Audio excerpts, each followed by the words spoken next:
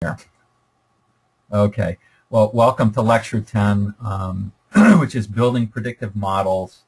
We're going to be talking about, first of all, can everybody see my screen? Or if you can't see my screen, let me know. That's a better way of doing it. Okay, looks like everybody can see the screen. And I'll periodically check for the muting as well. So today we'll be talking about three things, three parts in our book. And admittedly, this is a bit of a black belt lecture, but because we'll be talking about some of the techniques that I think a lot of people consider to be more difficult techniques, and they involve extending the regression models that we looked into, and extending it into fundamentally different ways. The first section, building predictive models. We're just going to really be talking about. What are some of the issues, what are some of the thoughts that we bring to the table when we build a predictive model, and of any type, and a survey of what are the things that are out there for black belts to be looking for, to be able to do. Then we'll talk about one of the more important techniques in analytics today and in business world today, used tremendously by companies like Hera, Netflix, eHarmony, airlines, and so forth, and that's multiple regression. A lot of that has to do with the proliferation of a tremendous amount of data.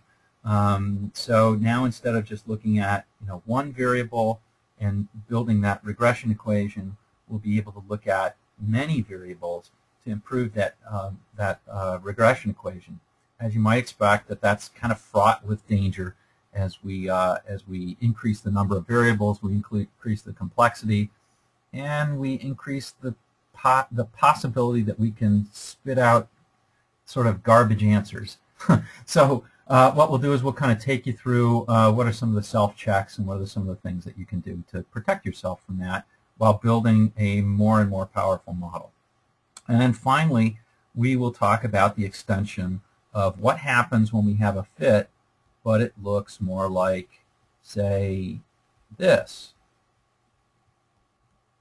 Now a line isn't looking so good for that predictor. Maybe instead we want to predict a curve, maybe something like this. I don't know. How do we get Minitab or any other equation to draw the best fit for us, and then make predictions from it? So we'll talk about those two extensions, and that's what we'll talk about today.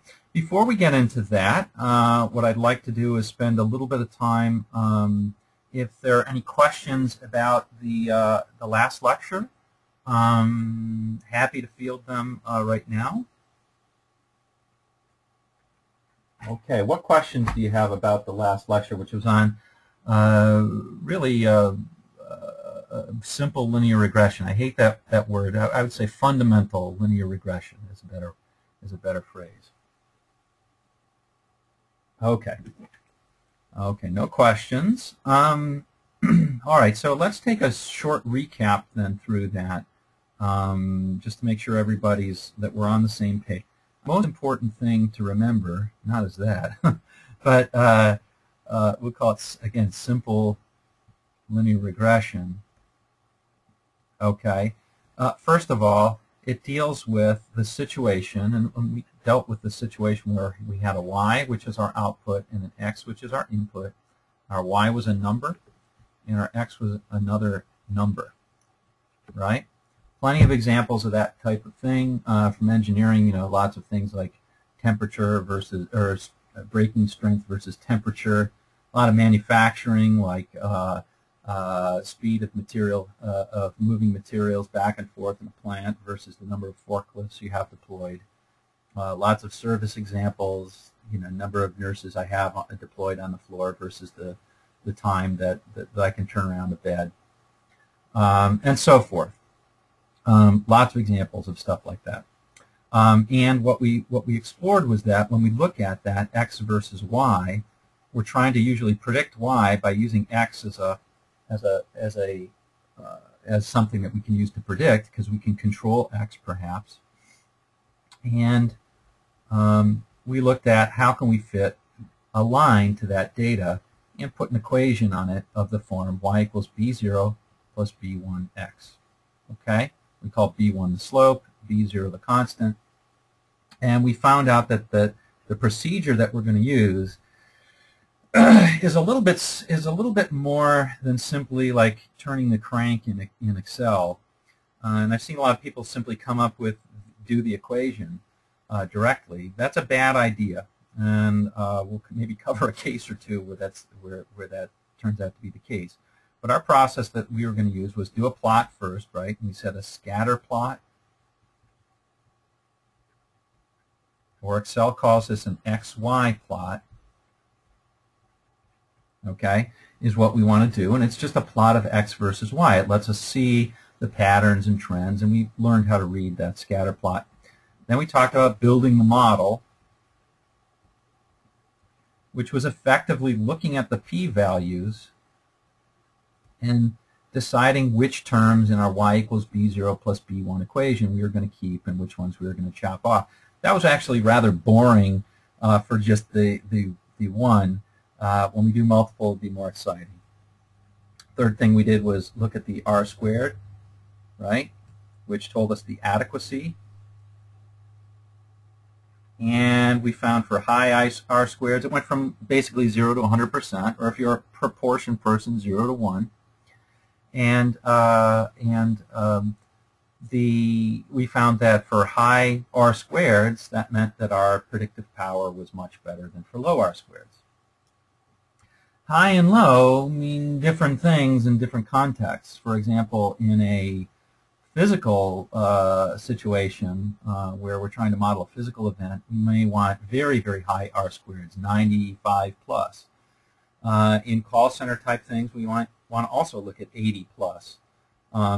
In marketing, a lot of times they're happy if they find a very, very low correlations of r squareds of 20, 30%. Often give them a significant lift. Okay, I'm going to mosey on over here because I'm running out of chalkboard. But number 4, we wanted then to validate the model. And remember, that was looking at the residuals. Residuals become also much more important when we do multiple regression. And particularly so in the beyond black belt courses. In master black belt, you actually use them to ferret out more potential predictors and to really improve your model significantly. We're not going to be doing those, but I'll let you know the seeds of what those things are. And then finally use the model to predict. Okay, what we don't want to do is we don't want to go directly to here. To just do calculate this and then do this without looking at the plot, without looking at the adequacy, and without taking just a quick look at the residuals. And otherwise we can get a lot of egg on our face. And I'll give you an example of that a little bit later. Okay, so that's basically the recap of the simple linear regression that we did from last time. Alrighty. Okay, so I'm going to move forward and talk a little bit about building predictive models. Before I do, what questions do you have? Did that short review spur any questions that anybody had? Mark, I did want a little more clarification on the adequacy part of it, because the R2 squared, if it's R squared. It's just R squared. Sorry. Mm-hmm. R squared. If it's 20, for like marketing or whatever, that's pretty good. How do we know to judge the R squared? Right. So based on our project. Got it. So as a rule of thumb, in many cases, here's the short answer is, if you know nothing, you've got essentially an R squared of 0, right? So if that's your baseline, if that's what you're starting out, and you really don't know what what's explaining the variance in your output, then any R squared is going to help you, basically, right? So moving it from 0 to 20 is significant. On the other hand, I mean, if you have a well-measured process and you already know an awful lot of what you would use to predict things, you're probably going to look for an R squared that's fairly high because, and by fairly high I'd say, I don't know, 70, 80%, because people already at least think they know how to predict things using sort of just colloquial predictions. The nice thing about a regression model is it quantifies it, right? And it gets things on the table so that it can be improved, which is much better than hand waving. Did that help? Yes, it did. Thanks, Mark. Okay. Okay, great. So let's go into the building predictive models, which I believe starts on 47 through 69. And keep in mind, this is just sort of high-level discussion of what are some of the thoughts that we're going to be going through with as we build predictive models. Now, modeling happened, well, let's just kind of go through this. We're actually going to just basically cover the slides in this, and I'll give color commentary.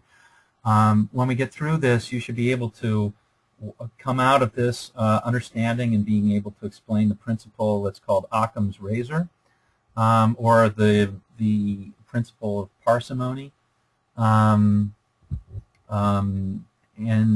second thing is you should be able to state where various modeling techniques might come into play. And the following techniques are going to be transformations. We'll talk about transformations very, very briefly. Polynomial regression, multiple regression, using dummy variables or indicator variables, design of experiments, and time series models. And this is really just general knowledge of Lean Six Sigma, and I would say just general knowledge of analytics in general, in a very general sense. So it's not going to necessarily apply to a specific place in DMAIC. It's a very flexible. These are very flexible ideas, and hopefully some of them will sink in. So let's talk about the concepts and issues and uses first. So when we say, in fact, maybe I'll just ask you before we go into it. Blanking the screen doesn't really help because I know you have it in front of you, but it works for me. I take it away.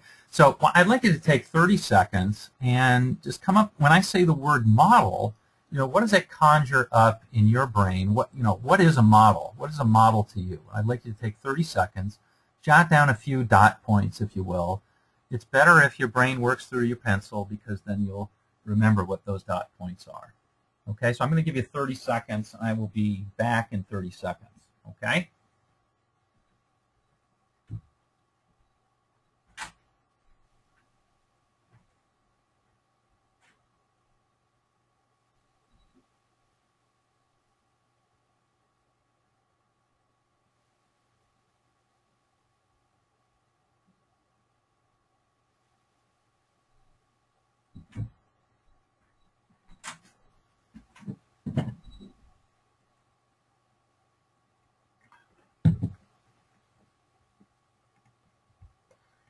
Okay, I'd like to go around the room now, or around the virtual room, and ask people what kind of their thoughts were on that.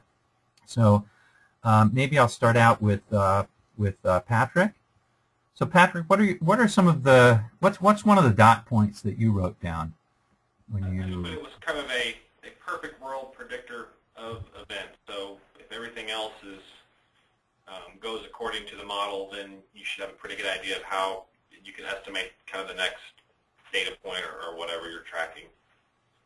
Okay, good. So there's a couple of different aspects of modeling I think that you captured there. One is it's in some way an idealized scenario, right? Correct. In some ways it's an idealized scenario. So that's interesting. And the second is you're using it to help predict you, to help you predict what the future is going to be, right? Okay, good. I think those are two excellent points. John, what was a dot point or two that you had? I think the one a model actually, in my opinion, ignores boundaries and limits. Okay, so models, using a model is takes some care. There's some art and there's some red flags that go up, and there are certainly some things that we can learn in terms about how and when we would use a model. Mm-hmm. Okay, good. Yeah, that and understanding sort of what are the constraints is a big deal when we're talking Right. about using models. Yep, absolutely. Okay, Shani? I had that models tend to have some rules around them to use them. Okay, that sounds in a lot of ways. Is that would you say how is that different, or is it different from what John brought up? It's probably similar. I think it's just that it creates a framework for you to work within, so it's probably similar. Got it. Okay, yeah.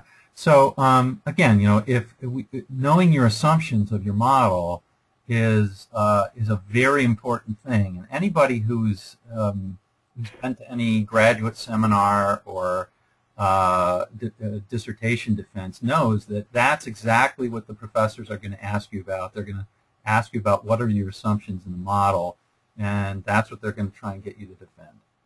So that's a good point. Okay, and Sue?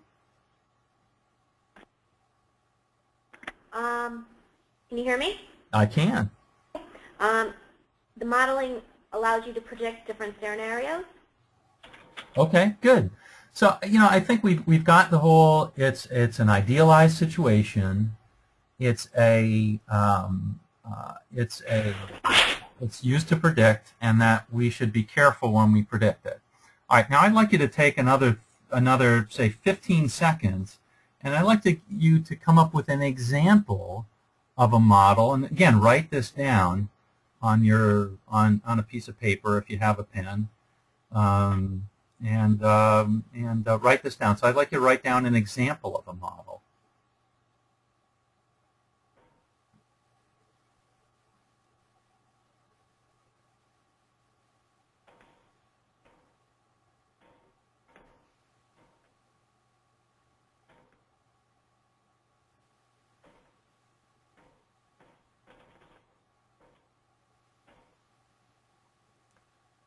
Okay, good. And let's go around the virtual room again. And it looks like Brad has joined us. So I'm going to start with Brad. Brad, are you on?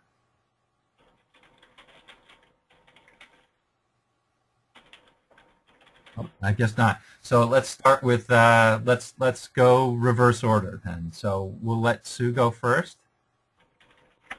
Hi, Mark. Hi, Sue. Danny and I were actually kind of struggling a little bit because we haven't really participated in anything where there's been modeling used so far. I'm trying to think, like maybe in a call center, like if they changed this behavior at the company, would it impact the call center in this way? I don't really know. I was struggling a little bit. Okay, fair enough. And that goes for both of you? Yes, we were both. I'm like, do you have an idea? She's like, no. Okay. All right. Patrick? Kind of stuck with the healthcare and looked at a model where you can, by the age of the person, either the kind of the healthcare utilization or costs that they're going to incur as they age. Mm-hmm. Okay. And John? Yeah, one of the models that we're doing right now is we're doing a model, what a model hospital room looks like, because we're about to start environment of care rounds, and we want to display or model all of what a look and feel of a proper hospital room should be. Excellent, excellent. So I'm glad you brought that up, and the reason was that I wanted us to make sure that we were talking about models in a general sense, not simply a y equals mx plus b model, but what John brought up was more like an engineering model. If we think about that, there's I know if you're like me, you built model cars or model airplanes when you were a kid. I know that tended to be a boy thing when we were growing up, but those are models too. Those are idealized models of how a real car might look or might move or might brake, right? So there's tons and tons of different models. When you watch I don't know if anybody's into politics, but when you watch the Monday morning or Sunday morning talk shows and you hear people pontificating about I think Barack Obama should do this, or I think Mitt Romney should do that because here's what the effect is going to be. Those are all models. Okay, they're all using models. Business cases are all models. The difference between mathematical models and a lot of the other models that we use are that mathematical models can be very, very powerful and they can be objectively tested.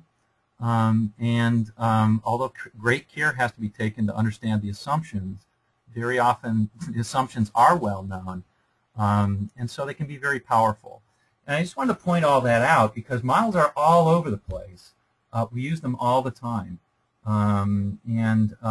So this is just a specific example of a model, of a mathematical model. So here are some of the things that I came up with on this particular slide. Model airplane, stock market, simulation for a process. I love that ideal room example. Future performance can be predicted. We can play what if. We can find optimal solutions, optimal in terms of some objective function. And we can understand the relationships of inputs and outputs better. So those are all some things about models. Now, one thing that I find is that many people forget about this. The model is never right. There is no such thing as a correct model. All models are waiting to be, all scientific models are waiting to be proven incorrect. And that goes for everything. That goes for all, excuse me, all mathematical models. That goes for Newton's laws. If it can be scientifically quantified, there was a philosopher of science named Karl Popper who actually looked at this and basically said that there were two types of scientific theories, those that have been proven wrong and those that will be proven wrong. That doesn't mean that they're wrong in the general overall sense. It just means that all models are approximations to reality. And what we should use is the yardstick of saying a model is either useful to us or it's not, instead of saying is it correct or not. Anyway, I'm not the only opinion on that. People have different opinions on it, but I have a pretty strong opinion on it that way. I've worked for too many companies where the model was reality to them, and they were trying to explain something that happened in the real world, why that wasn't true, as opposed to why their model might be wrong. I have somebody calling me. I'm guessing that it's Mr. Sendoma. So I am going to, in just a moment, when I give you another exercise, I will text him the number. Okay. Now, like as I said, building a model is both an art and a science, and I need to think about what variables I'm going to include. And but it's also great. This should be a real creative act. So yes, there's a lot of mechanics in building a regression model. But the beauty of this is that once those mechanics become relatively easy, that models become an incredible playground for creativity, to being able to determine and quantify different things, and to really determine what could be different responses. Okay, so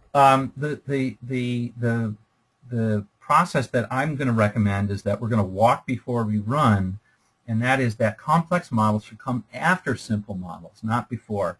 So the idea isn't you throw everything in and build the most complex model. No, instead build up a model which is understandable, where there's a number of different inputs, that, or maybe one or two, where we can understand the major big rocks first and then move forward.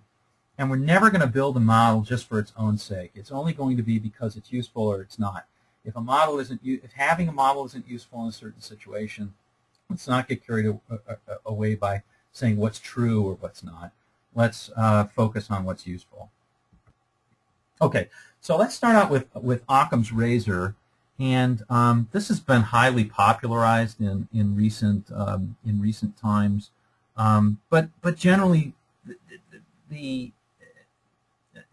and it was developed a long time ago by a religious philosopher in the 1400s or maybe 1300s, named William of Ockham. And essentially, boiled down, it means that given two models that are equally predictive, that predict things equally well, we should tend to prefer the simpler of the two. Okay? Now, in what we're going to do right here, and there's a couple of different reasons for that. One is because it's easier for our brains to understand simple things rather than complex things. But the other thing is that simple models tend to be more robust. If you build something that's really complicated, it's easy to break. And you can maybe see that by, the principle of, if you buy a car with lots of doodads on it, it's very likely that it's going to be in the shop a lot to fix those doodads. Whereas if, you buy a basic car with not a lot of options on it, those options aren't there, so they can't break. There's a certain amount of truth to that. So complex models can break a little more easily with new data than simple models can. So when we add terms into a model, we'll want to be wary of that. In the example that we have here I'm predicting some y based on, in the first example I have, we used 1, 2, 3 terms to predict this, and we get a 93% R squared. In the second one, I'm only using 1 term, but I get a 92.7% R squared. We would tend to prefer the second model because it explains y just as well, or almost as well, but it's much easier to use and understand. Probably a lot less costly to manage if you are going to be measuring and using that, forecasting for inventory levels or for predicting employee performance or things like that. Okay, I would like you to take 10 seconds, or let's take 30 seconds so I can actually get off I'm going to try and send a text, and we'll see if that works. But take 30 seconds and see if you can come up with an example of where Occam's razor was used in real life. It doesn't have to be a math example, but just some case where a simpler explanation was much more important. If you can, write one down, and hopefully that'll make it a little more real to you.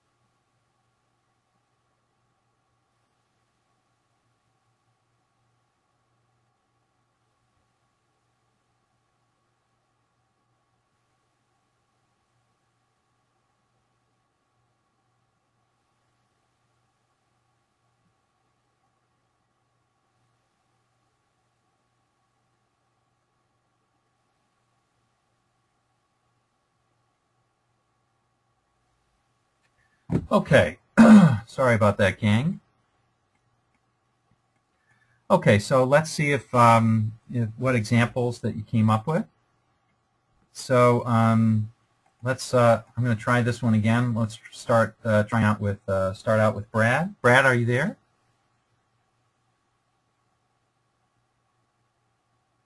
Okay, it doesn't sound like Brad's there. I don't think I have him muted.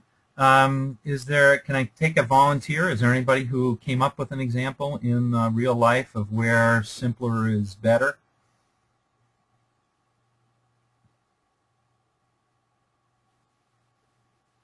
Okay, Patrick? I didn't really have one. I kind of made one up, but okay. Kind of the idea that if I've lost my keys, it's probably because I put them in the wrong place and not because some dramatic event happened that someone came and stole my keys. Ah, okay, good.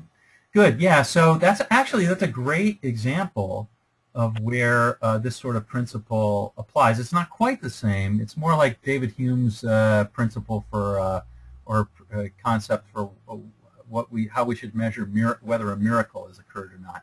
But Yeah, the idea that of creating conspiracy theories. Conspiracy theories are often very, very complex explanations of events that often a very simple explanation works is much more likely to be true.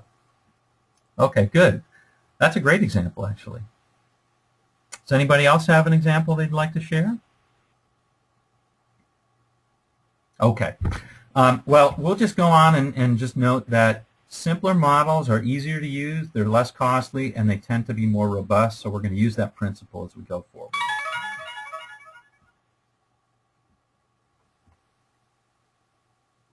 Okay. All right. Okay. The second thing, there's a couple of modeling issues that we'll talk about, and one is called overfitting, and that is if we include too many models, we might get a non-robust model. A lot of variables we can put in will be correlated to other variables that are already in the model, and so if we do that, we're actually not improving the model at all, or we're improving it very little. So you can see how there's some value into not putting redundant variables into a model. So we'll talk a little bit about that. We already talked about lack of fit through R squared. But one last thing I want to talk about is that the models that we're building in regression are looking backward models. They're not proactive. And so we infer cause and effect at our own peril. They don't always, just because two things are correlated doesn't mean that they're causal. Okay, we're pretty familiar with that, but just to give you an example, suppose that we had an input and an output, could be either. Here's our x and our y, right? The x is on the horizontal axis, the y is on the vertical axis. And it could be any two. And if we say that x and y are correlated, or we build an x equals y equation, we can certainly use that for prediction. But if we say that x and y are causally related, we do that at our own peril. That can only come from context, not from data. Historical data often holds what are called lurking variables behind this. And so I might have told you that this is ice cream sales and drowning deaths. And so in other words, I might be able to use ice cream sales to be able to predict the deaths by drowning. But I want to say that one causes the other. I know Mom was probably right when she told you to wait an hour after swimming after eating to go swimming. But I'm not so sure that it's the ice cream in the stomach that's dragging these people to their deaths by drowning. What might also be correlated to this? Well, maybe temperature or maybe season would be correlated to this as well. And that is what might be driving the drowning deaths, simply the fact that there's more people in the water. Okay, again, I remember once in graduate school somebody gave a similar example using a number of fire engines that show up to a fire and the severity of the fire, and claimed that according to this plot you should never call the fire department because then they would send engines and you'd have a lot of damage in your fire. And of course he was being sarcastic. And one of the students said, yes, but that was obvious, and so what about when it's not obvious? And he said, no, you don't understand. You never can use correlation to say that those two things are causal. It doesn't come from statistics. It always comes from the subject. So that's an interesting thing. In design of experiments, which we'll do next week, we actually can infer causation because we're jiggling the knobs and watching to see if the response goes up or down. But in regression, it's looking back. Okay. Before I go on, I want to mention two things that Brad brought up. One of the things that Brad brought up last week, and kind of hitting on killing two birds with one stone, if you will. One of the things that Brad mentioned last week, I think it was after the lecture, this idea of using the model past where we have data. And it's done all the time. And if you recall, there was an example where I think, Patrick, you were the one who did it for us, helped us out there, and where I asked you, would you feel more comfortable making predictions, I think it was something like this, and then there was a point out there, and I asked you, would you be more comfortable making predictions around here, or would you be more comfortable making predictions around here? I didn't ask the next step, would you be comfortable making predictions over here? And I think you gave what everybody would agree would be the response that most of us would give, and also the correct response is you'd feel less comfortable here, most comfortable here. And Brad expressed that essentially by saying, yeah, you don't want to ever predict things outside of the range. So less comfortable here. I would be fairly uncomfortable predicting over here. Having said that, it is done often in forecasting models, and we do our best, but realize that the farther out in time we predict something, the less likely it is to be true. All right, so I wanted to point that out. And, you know, another example could easily be, I don't know, suppose you were looking at, I like doing pizza sales, but suppose you're looking at income for a town. This is town income. And you wanted to look at profitability for your pizza stores. And you found you had some data that looked like this. Whether or not you're going to use this, whether or not this is useful, is kind of dependent upon the range here. Right? So if this only represents a small percentage of towns and you want to predict over here, that's really iffy. What happens if it starts to go like this? In fact, I know for a fact that pizza stores do. I went to high school with the CEO of Little Caesars, and so he's a friend of mine, and he won't let me open up a store in my hometown here. And this is why. It's because I live in a hometown with a lot of professors' salaries, which are higher income, and they tend not to eat pizza. They tend to eat different things. Or not Little Caesars pizza anyway, which I kind of think is low-end pizza, but anyway. So that's fraught with danger there. I want to show you another example. And another piece of a dangerous thing that you can do is to simply use a regression blindly. And here's an example right here. And for this, this literally came out of a real that I had when I worked at Corning. And that was my Y was, in this case, units produced. And this is real. This is real stuff, folks. And the input was people. How many workers did I have on my production line? And this was a number, and this was a number. And we were looking at it, and this person had calculated out without, and this is in the old days when plots were maybe more difficult, I don't know. But where he had calculated out using Excel some number, and he calculated out the regression equation. I just want to show you what can happen if you do that. I'm just going to go ahead and use Excel's data analysis to do that. We'll use regression. And here's my Y range. Here's my X range. This is the first time we're using straight Excel. This is in the data analysis tool pack. And let's just put it right there. Oops, I screwed up.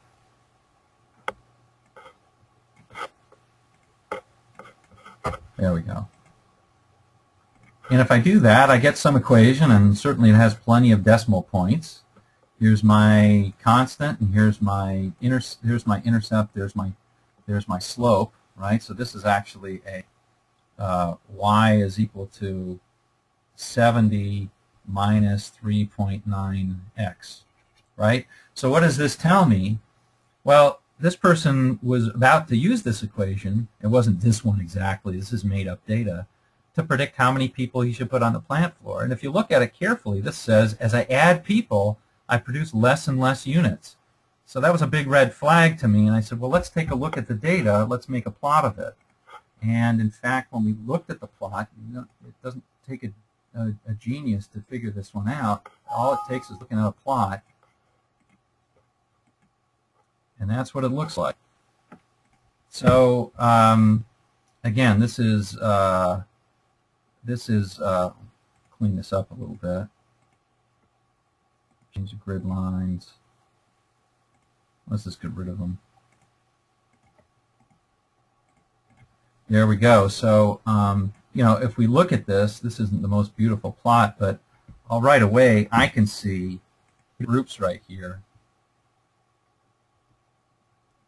that there's a group right here and there's a group right here. And guess what? Excel is stupid. It doesn't know. And this is the line that it fit. Why did it fit this line? Because it's the best given the criteria.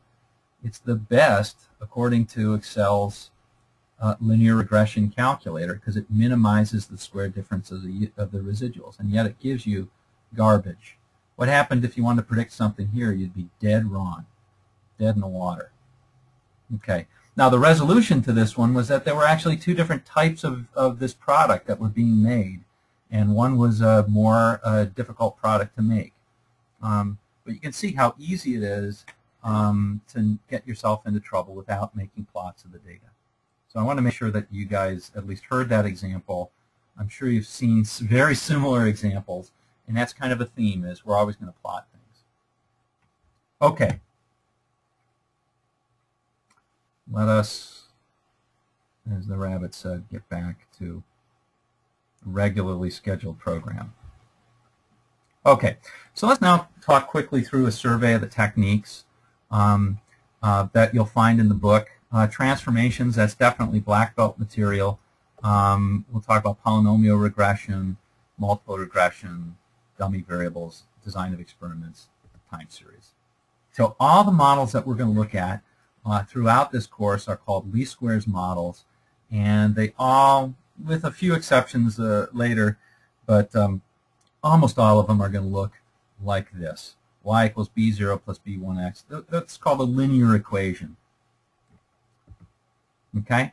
So when would a transfer, here's what I mean by transformation. So one of the techniques that we're going to use is we're going to use transformations if we have a scatter plot that looks something like this. You see how it's all like a, almost looks like an alligator's, it almost looks like an alligator's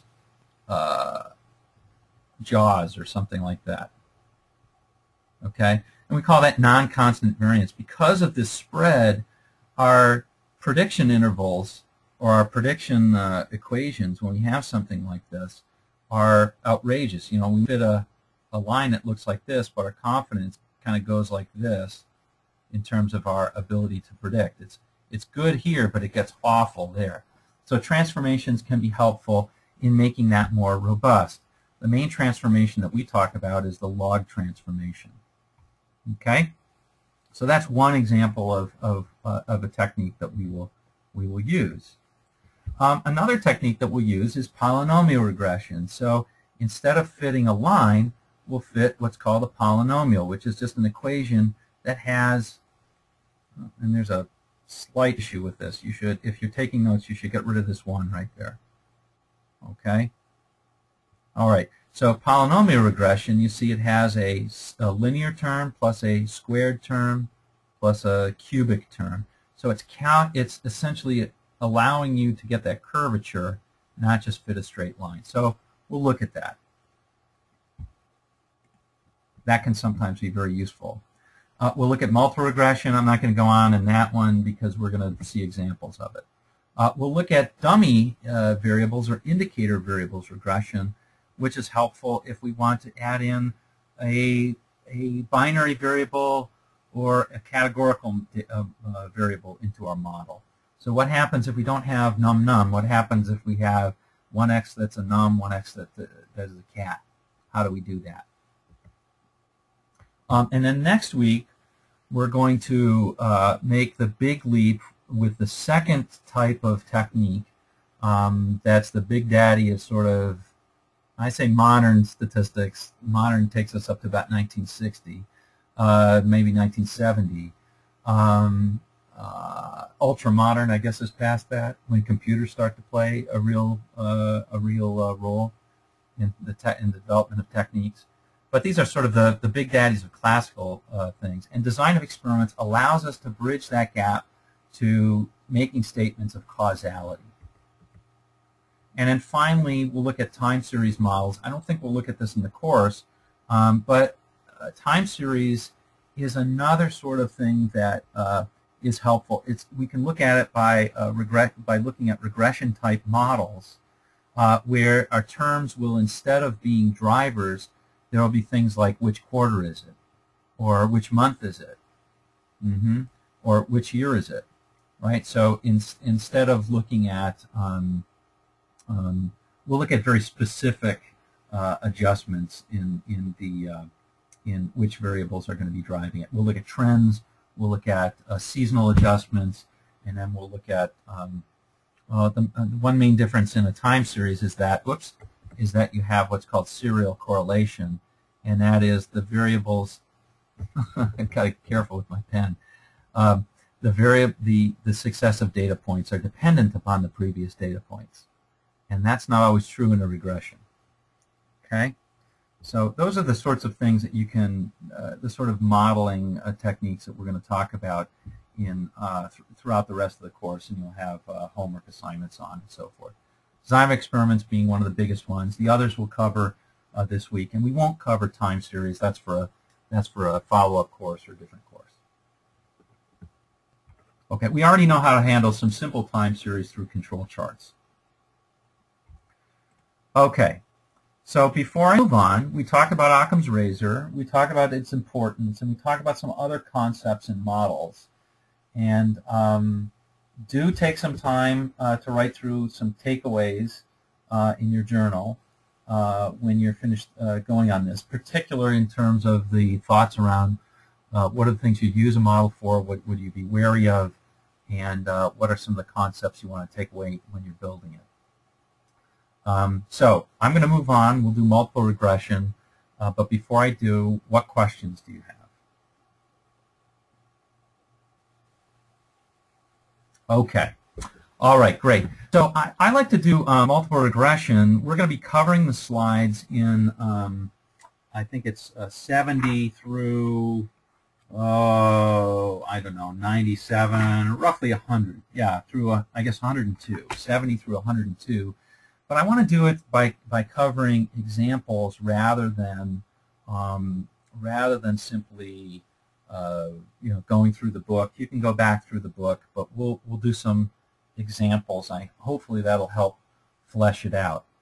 We'll use both Minitab and Excel stats, so you get a flavor of both of them, what's good and what's bad in either of them, what can be done in one and can't be done in the other. Okay, so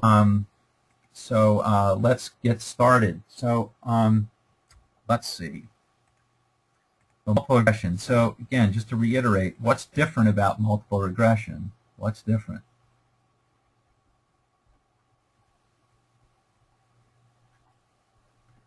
Well, actually, instead of six different. X's? Yes, there's Mark? multiple X's. Multiple X's. Got it. That's the key difference right here. And so we're talking about, in this section, we're going to be talking about Y that's a number, and X's that are also numbers, but will have more than one. Okay, so actually before we start, I'd like all of you to draw a box. I bet you can all do that. And I'd like you to come up with an example from your work or your life where you would have a Y that's a number and more than one X that's going to be driving that Y. So I'd like you to come up with a specific example of that. Okay, and write it down, and then we'll talk through it. So take 30 seconds. Let's see if we can do. I'll challenge you to see if we can do it. 30 seconds. I'll do the same. We'll start with a nice blank slate.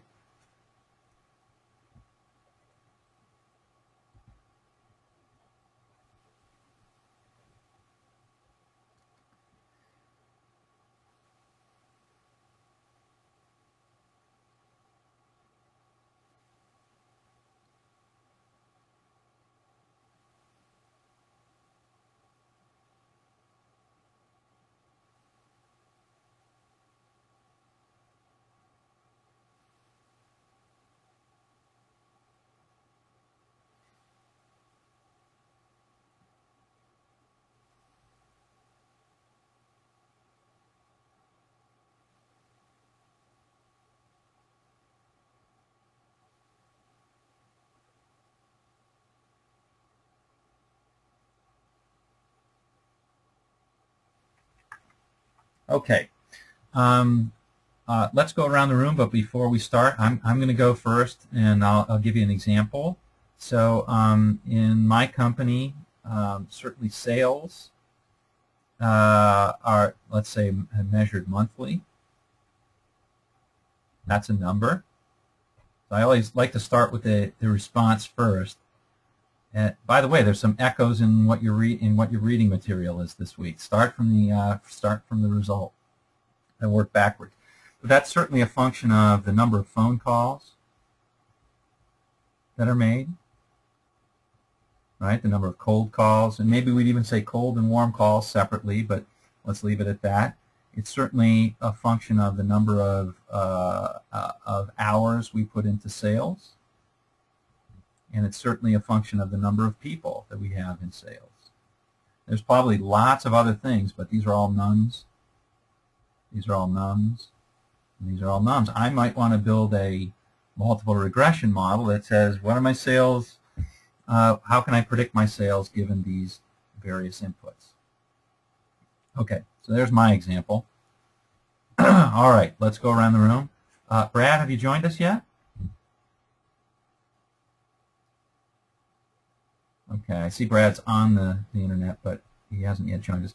Okay, I'm going to ping Shani. I'll ping Sue first.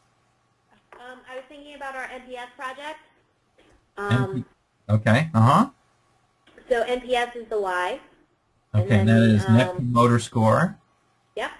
And then the X is, you know, the value that members perceive that they have, access to medical care, clarity of our materials. Access to medical care and clarity of materials. Okay, now are these all? These sound to me like they're categorical variables. Is it clear or is it not clear? That's true, but it was a score. Ah, okay. So it's all of these are scores on a survey, right? So these are all so they're numbered. Yeah.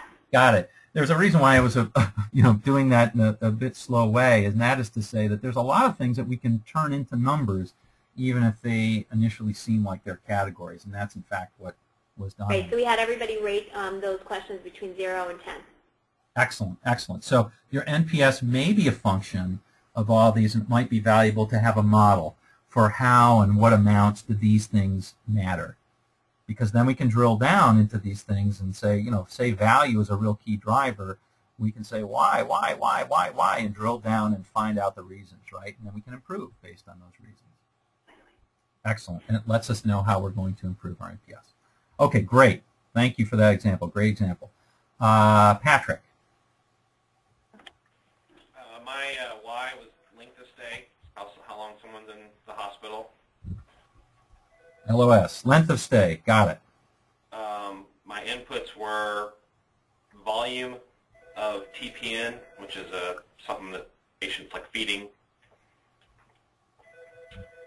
And then I just did simply the number of radiology, so x-rays, MRIs, that kind of thing. Radiology radiology, would it be orders or procedures? Yeah, there you go. Procedures. Okay. Okay, got it. And these are both num. Yeah, and very much like the NPS, there's probably 1,000 things that you can put in here, right? Available beds and all that kind of stuff. What insurance carrier do they have? Maybe even down to that. So, Mark, I actually had a question on that. So Sure. So on the left side there, they can be categorical, right? Yeah, but not for what we're going to be covering right now. Certainly categorical things can be drivers. But from what we're covering right now, the techniques that we'll cover right now apply only to nums and nums. Okay? Okay. All right, we'll be able to add in cats later. But yes, you can do it for sure. Okay, that comes under indicator or dummy variables. Indicator variables. Just so that you know. You can fold them into the model that way. Okay. John? John, did you have an example for us?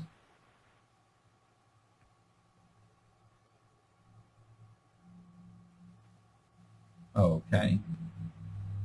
All right. Let's. And how about Shan?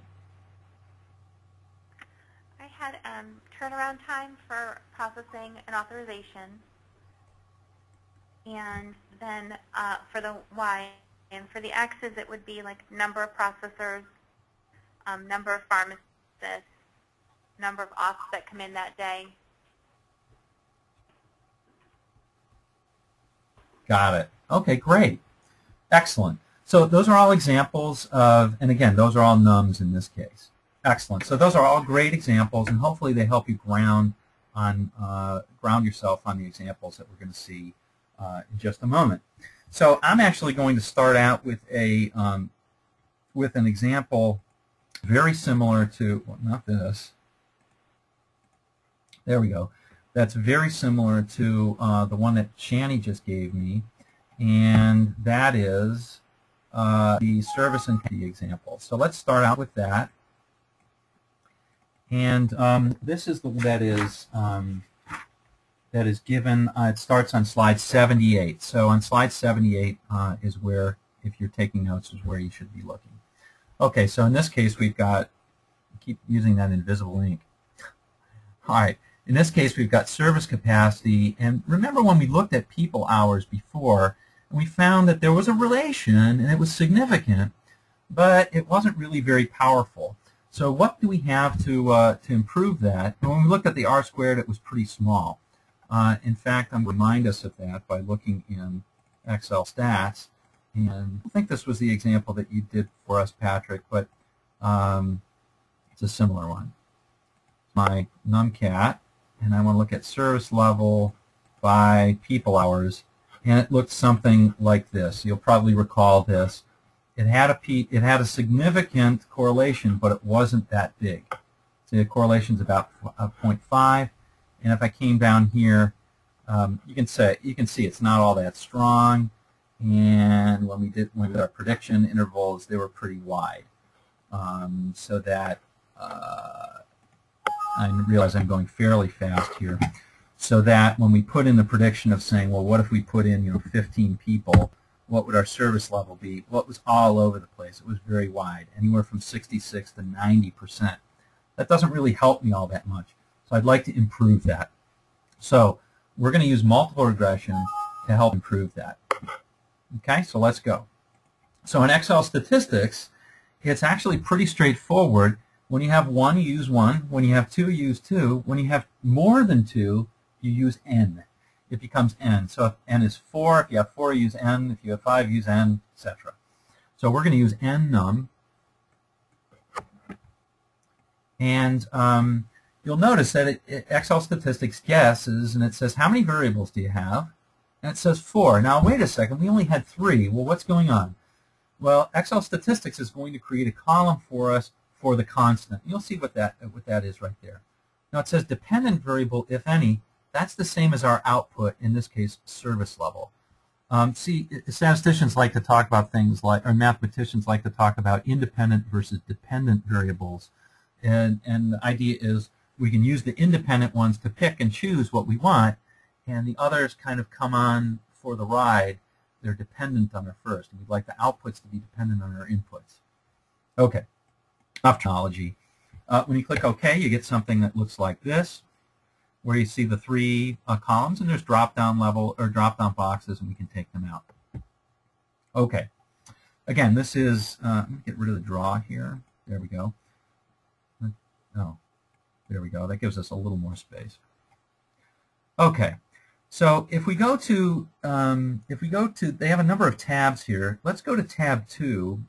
And by going to tab 2, you actually see the fit of 1 versus 1, which is helpful. So it turns out we didn't have to go back to the other one after all. But we can see that there's, we can look at the scatter plots separately. I find this extremely helpful. And you can see that there certainly is a correlation between those two.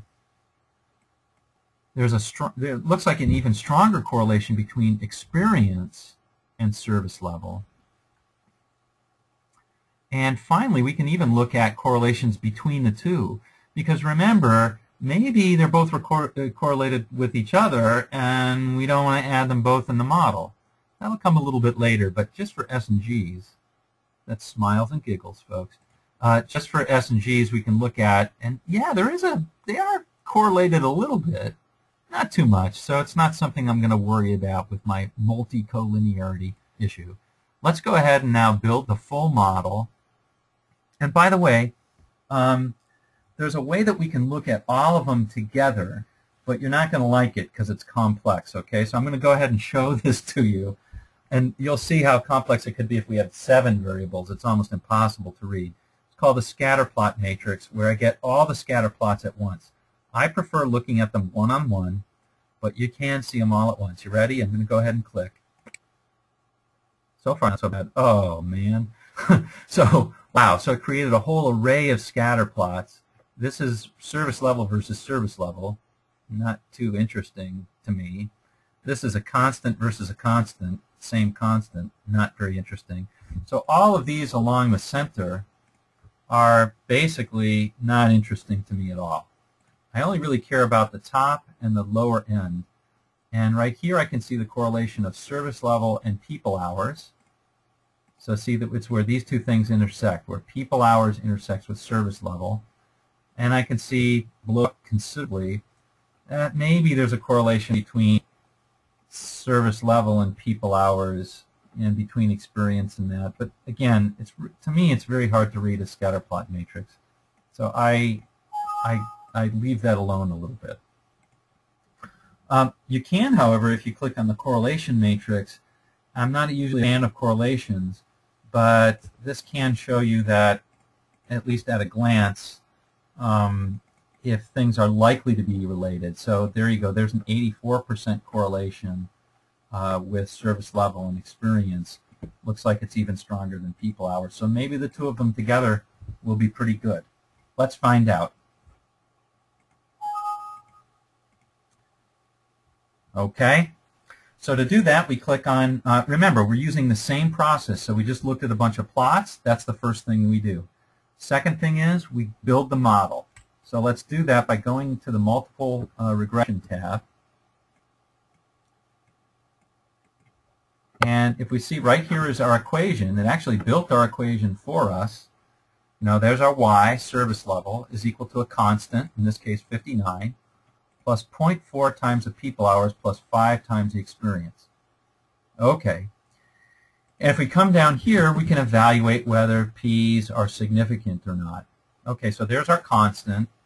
Yeah, by convention we keep the constant in the model, but here it looks like we definitely need to. Here's people hours, and I'll get back to this in just a second. I'm going to put that in a slightly different color. No, that's not good. I'll maybe put that in the gray area right there, so I'll put that in the gray. And here's the last one. Definitely want to keep this one in the model. So the quick interpretation that I want to give is that, first of all, we can tell that these are definitely significant. Let's look at this one for just a moment. I know I've told you to use this p equals 0.05 as the p is low, so HO must go. By the way, what we're doing here is we're running actually 3 separate hypothesis tests. And I'm going to write them out for you just once. After this, I think we will be able to move on quickly. But y equals b0 plus b1 x1, where x1 is people hours, plus b2 x2, where x2 is experience level. Our 3 hypothesis tests are, for this one, h0 is b0 equals 0 versus h1 or HA, b0 is not equal to 0. Our second one is h0, b1 is equal to 0 versus the alternative not equal. And our third one is h0, b2 is equal to 0 versus our alternative b2 is not equal to 0. Okay, so essentially what we're doing when we're looking at these is we're saying, do we want to build a model with all of these in here, or do we want to drop some terms because they really aren't helping us? That's what's going on right here. And so this one, we definitely cross this out, and we're going to keep that in. This one, we definitely cross this one out. We're going to keep that in. And for this one, I tend to be a little bit more, when I'm developing my models, I tend to be a little bit more cavalier, and I go up to 0.1. So I have the rule that if it's less than 0.1, I'm going to keep it in until you prove that I need to take it out. Okay? So I just tend to be a little more aggressive on this, but if you have a different feeling and you say, no, 0.05 is sacred, then you take it out. Otherwise, you'd move forward. But I'm going to keep it in for the moment, okay? I'm going to just generally just about cross it out, noting that that's a bit iffy, okay? Again, this is modeling, so there's a lot of art to modeling. Now, in the real world, you might say, well, how hard is it? You might have considerations like, how difficult is it to measure people hours, and what's the advantage that we get by leaving it in versus taking it out, right? Do we get a predictive advantage or do we not? So those are the questions that you can ask. And use Occam's razor there. For now, we're just going to leave it in, and I'll show you what happens when you don't. Okay, so now we've built the model. We looked at the plots. We built the model. There's our model. Let's look at the residuals, right? Oh, I'm sorry, the R-squared. Got to look at the R-squared.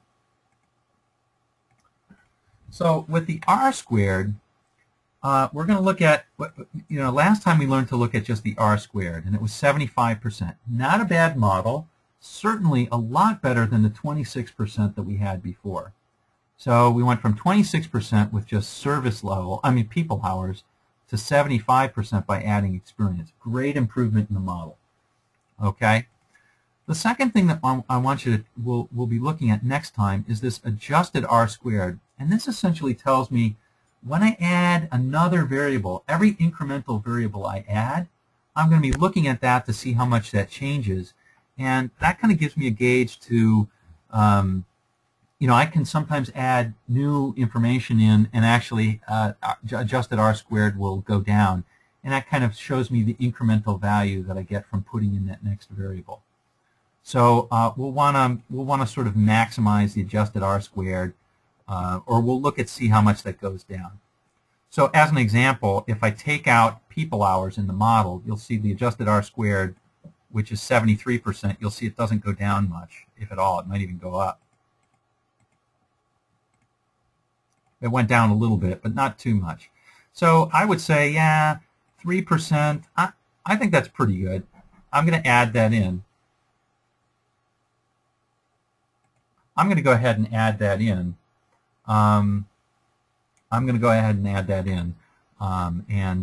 We'll leave that as our model. Okay. So now that we've done that, we've looked at that. Now let's take a look at our residuals. And this is residuals versus case number.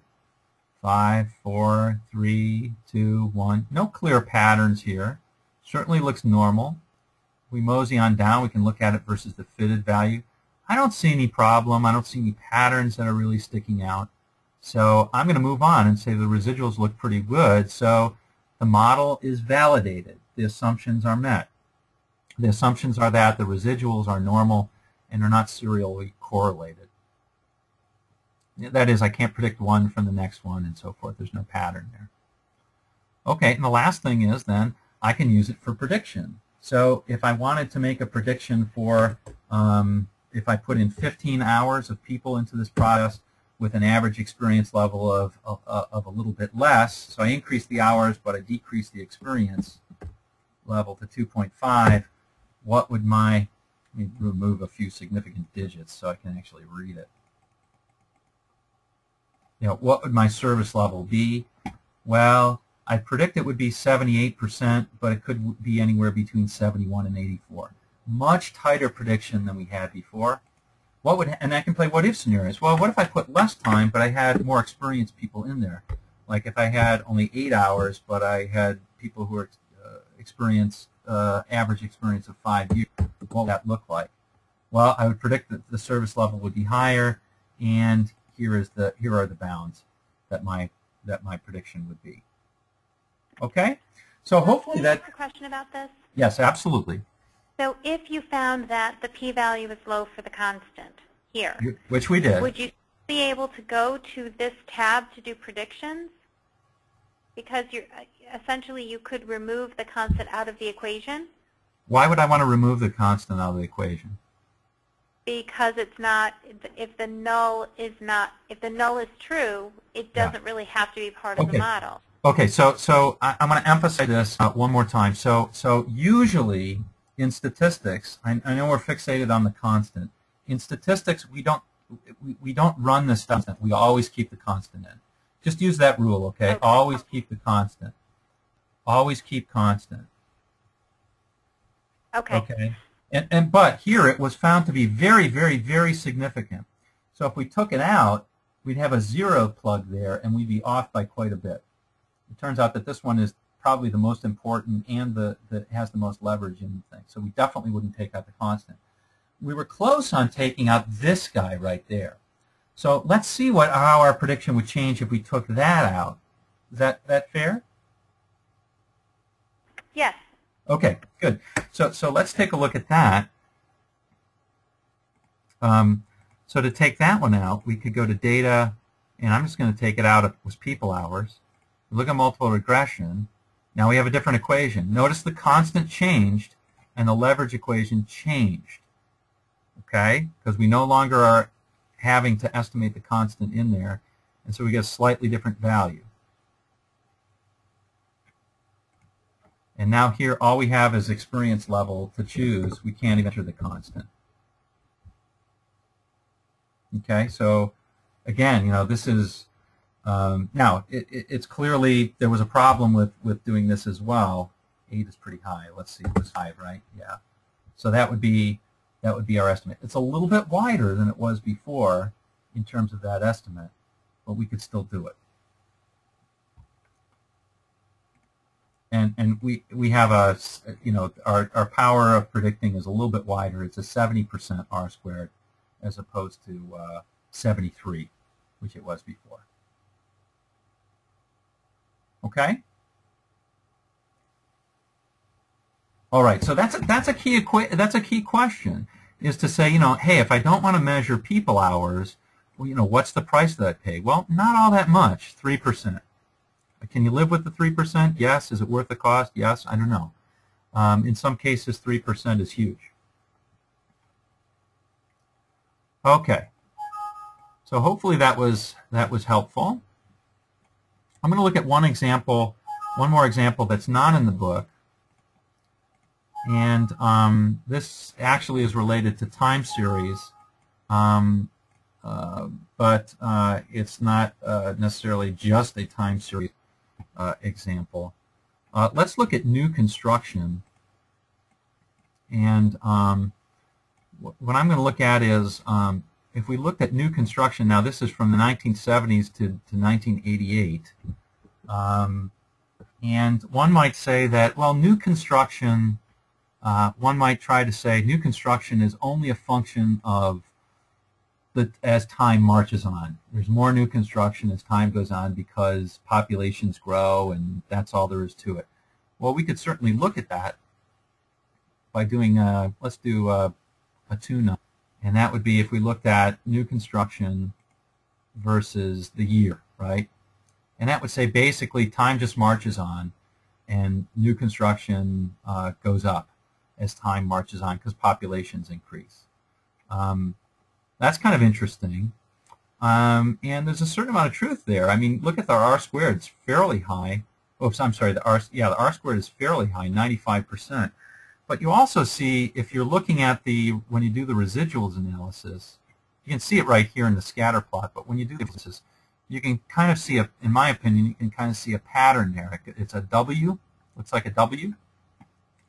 So what might account for that? Well, if we add in a couple of other variables, namely the unemployment rate, maybe that was also affecting new construction. And maybe the interest rate was too, because we know that look at some of these interest rates. We'd never borrow money on that today. Here's some interesting unemployments. Those are the Reagan years. People tend to forget that, but unemployment was fairly high the first couple of years of Reagan. It improved during those years though too. All right. Anyway, let's take a look at that, and we'll do nnum and we'll see how much it can be. So here's the values that we have right here. Let's take a look at the scatter plots. That's new construction versus year, construction versus the interest rate. Now see, this doesn't look that strong, and in fact it's only r squared of 4%, but we'll find out that what happens when you have little effects are actually seen if you can factor into account the big effects. If we just looked at interest rate, it wouldn't be that good of a regression at all. But if we also take into account the other trend that we saw before, take that out first and then look at this, we'll find that this actually may be significant. And then finally, let's look at unemployment. Same sort of picture that we got there. Let's take a look at the multiple regression. And there we have it. Yeah, it turns out that there's the constant, which we leave in. There's the year, which is very, very significant. And there's the unemployment. We could probably take out the interest rate without too much loss of information. So, and predictive power. Look at that adjusted R squared, 90%. Pretty darn good.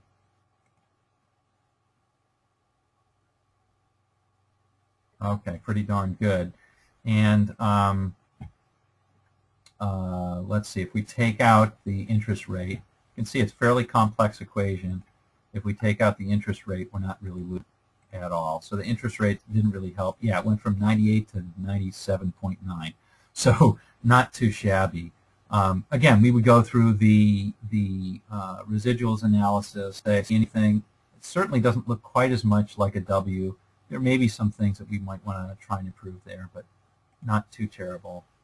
So let's see if we for prediction. So again, I don't know if we want to predict it in the year 2000. If unemployment was at, I don't know what it was back then, 6% unemployment, what would be the amount of new construction that was there? And again, I'm tired of all those significant digits, but it could give us some prediction. Now, what I just did, of course, was extrapolate. So if we wanted to really be crazy about this and predict use from the data that was way back there, we'd be running into, in my opinion, a major problem. We don't know what was the major trend that was making things go up year by year. Was it just population? Were there other things, etc.? So regression models, and this one happens to be a time series, are only as good as the data that they have, and you should use them sparingly when going beyond the limits. Okay. What questions do you have on those examples? Okay. Now I want to do this in. I want to show you how to do this in Minitab. I know we're at 12:30, and I want to show you how to Minitab, but also I want to. We'll start with doing the service and capacity one because you've seen it before, and then we'll do the full example in Minitab of the autos. But you can also do it in Excel stats. I'm going to get this into Minitab.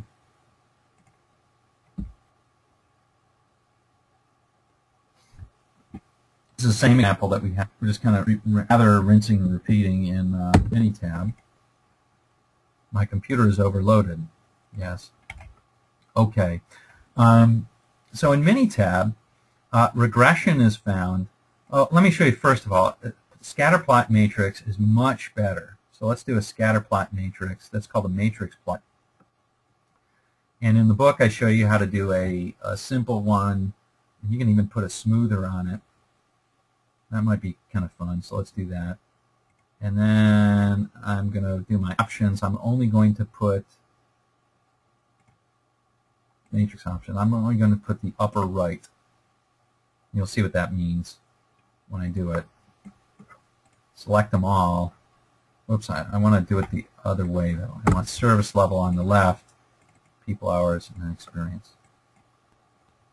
And this is a little bit better than the other one was, I think. You can actually read this, and you can see, for example, how service level and hours are did. You can see how service level and you can see how people experience are. You can actually read this plot. as opposed to the other. You have to do correlation Minitab, basic statistics, correlation, and again, you just select it. Oops, I should select it in the same way that I did the others.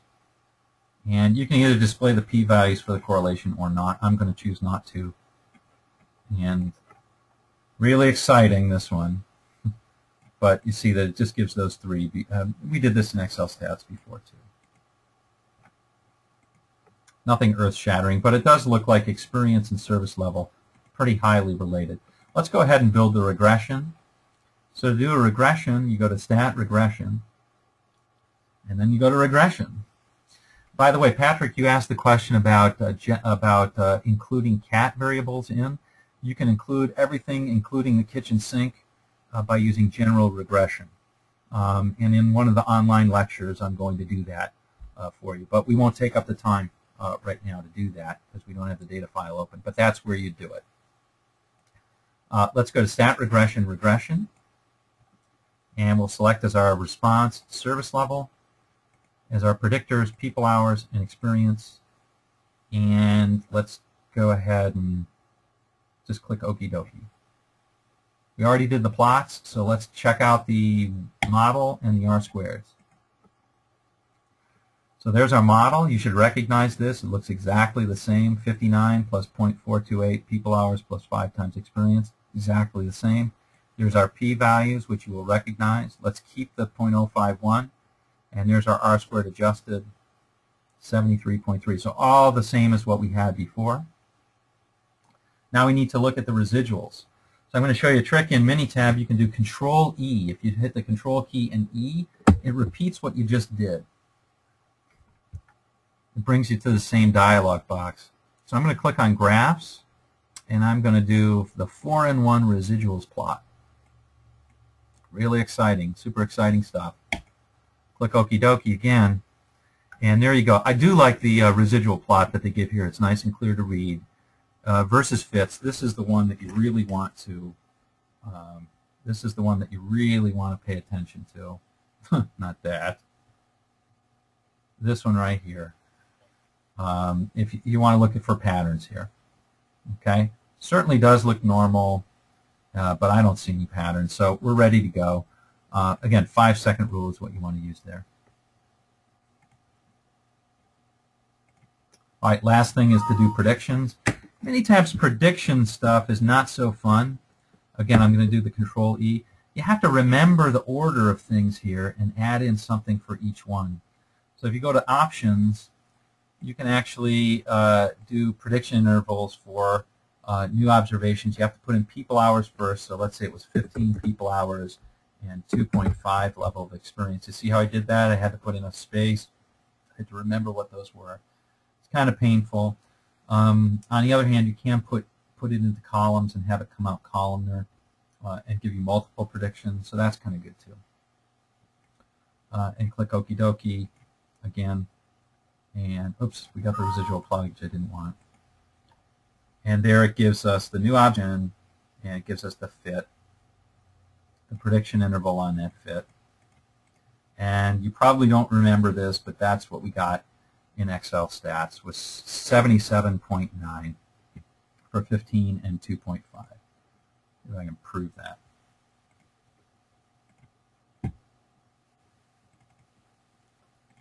All this, I've already overloaded my computer, but what the heck? May as well keep going.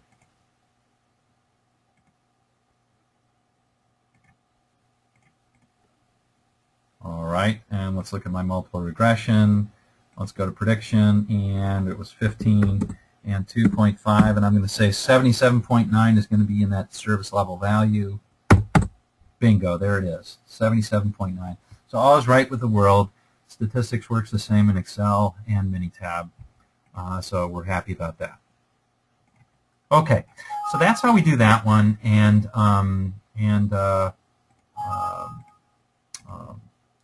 that's the same example. So we got the same results using Minitab. Now what I'd like to do is turn to the example of choosing predictors in the model that begins with slide 86 in the book. And basically we're going to use the following techniques when we build the model. So let me go back to my chalkboard here. And so when we build this is a much more complex example of multiple regression. So we're going to do the following. We're going to plot. We're going to take a look at some plots. Okay. Then we're going to build the model. And this is going to be an iterative process. What we're going to do is we're going to look at all p-values and eliminate one at a time. And we'll stop when all are significant, are sig, or when r squared adjusted drops big time. Drops big. Okay. And by that I'm talking about, maybe 5 percentage points, 3 percentage points. We don't want to drop that out of equations. We'll be watching for that, okay? So those are the two things we're going to be watching. We're going to be looking at the p-values, and we're looking at the r squared adjusted as we move these things around. Now, normally, what I'm showing you here, I'm just showing you one technique to build the model. There are many techniques, some automatic and some not. I'm giving you kind of an algorithm to do it. But normally what you do is kind of build it from the ground up and say, well, I think these things ought to be in the model. Let me try adding this. Let me try adding that. And over time, you build something that's a pretty strong model. What we're doing is more appropriate for something like Sue and Shani, like what you had, where you got a blanket amount of analysis from Scantron, a blank amount of data, and you just wanted to use that data to build a model. And so you started from, let's assume that everything's in, and I'm just going to start chopping, get out my machete, and I'm going to end up with a model that I think fits the data best. And then I'm going to pause for reflection and think about how I want to use this going forward. So that's the process that we're going to do right now. Okay, so this is in the file autos, which you will have if you've downloaded the files from the website. Okay, so here it is in all its glory, and I should say, let's just take a moment to look at this. I want to go to slide 88. Okay, so here we're looking at highway miles per gallon. This is 1993 Consumer Reports data, which sadly we'll find out that the miles per gallon highway hasn't changed all that much except for some hybrids. But we're going to look at it as a function of just a few of these things. So 7 predictors: engine size, horsepower, fuel capacity, length, width, rear seat room, and weight. So all of these, I think you could probably argue that highway miles per gallon is affected by. Larger engine, lower miles per gallon. More horsepower, less miles per gallon. I don't know about fuel capacity, not sure about it exactly. Maybe greater fuel capacity, fewer miles per gallon. Again, longer is not better in terms of highway, rear seat room. So let's see how many of these things really do predict, and if we can build a strong equation just using a few. Noting that we're leaving out a lot of data in this. Okay, so let's go back to the Excel file.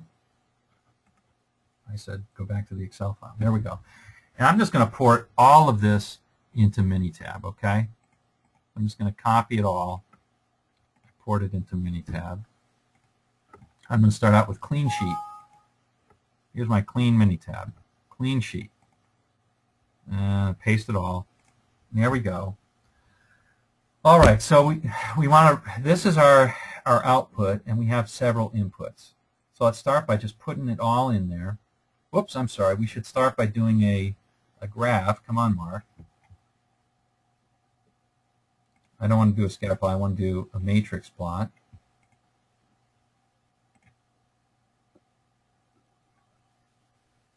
Well, Oh yeah, I have to select the graph variable. So highway, engine size, horsepower, fuel capacity, length, width, rear seat room, weight. I think that was it, right? Yeah. But notice that there's a later exercise where actually I ask you to add in some other things, like add in a couple of categorical variables, like is it a domestic or an import? Hey, Mark. Yes. This is Patrick. So I have a question on something like this. So looking at those Yep. categories, for instance, on a length or wheelbase or width, Okay, a those lot are. of those are dependent on, passenger capacity, or the weight is going to be dependent on the passenger capacity because you need a bigger car, which is going to be wider, which is going to be heavier. So how do you, am I asking the right question, or does that make sense if your variables are driving each other? Well, they are, but you want to be careful about this, right? So the idea is you balance. Let's say that I had passenger capacity in the model, right? Which is also a numerical variable.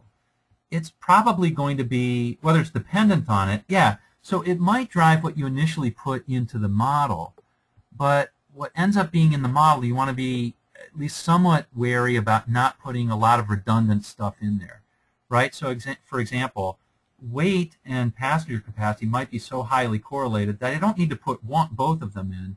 I can just put one of them in, and it still accounts for the same amount of variation in highway miles per gallon. Does that make sense? Okay, that makes sense. Okay, yeah, so another way of thinking, in a different example would be if you wanted to predict, say, freshman grade point average at college, you might use SAT score, and you might also use high school grade point average. But you probably wouldn't want to also use like PSAT score because it's so highly correlated to SAT score that you're not getting a lot of additional information in there. And it may cost a lot to get, etc. Okay, so simpler is better. That's the principle that we're going to be using here. But admittedly, we might want to start out with the whole shebang. I'm only using 7 just to kind of illustrate the point, but 7 should be enough to really kind of get the idea here. All right, so let's start off by making the plot.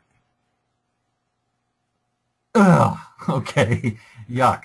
So there's a lot here. However,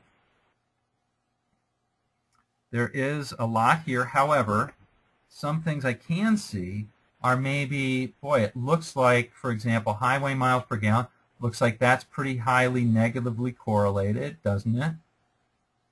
And it looks like this is pretty strongly correlated. But it also looks like a number of these are correlated with each other, like engine size is highly correlated with weight. With a lot of them, actually, it's fuel capacity is highly correlated with weight. So, maybe we don't need all of these variables in the model. Maybe we can remove some and still get the same amount of predictive power from the model. Now, let's just go ahead and turn the crank, and then at the end we'll have some comments and thoughts around, why do we choose this or that or the other. So crank it first. Okay, so now that we've looked at this, and we didn't see any, one of the things you should be looking at in a scatter plot, in a matrix plot, again, I like looking at them one plot at a time. So that's one of the reasons I like Excel stats. But having said that, Minitab has some real advantages too. But one of the things I'm looking for is outliers. So I might be, interested in, let me just use a brush tool here. I might be interested in maybe this point right there. I don't know if you can see that, but and I might be able to say, I want to know what car that is. I want to know the make, model, and type, and the price of that. Because that's an outlier, or this one looks like it's an outlier right there.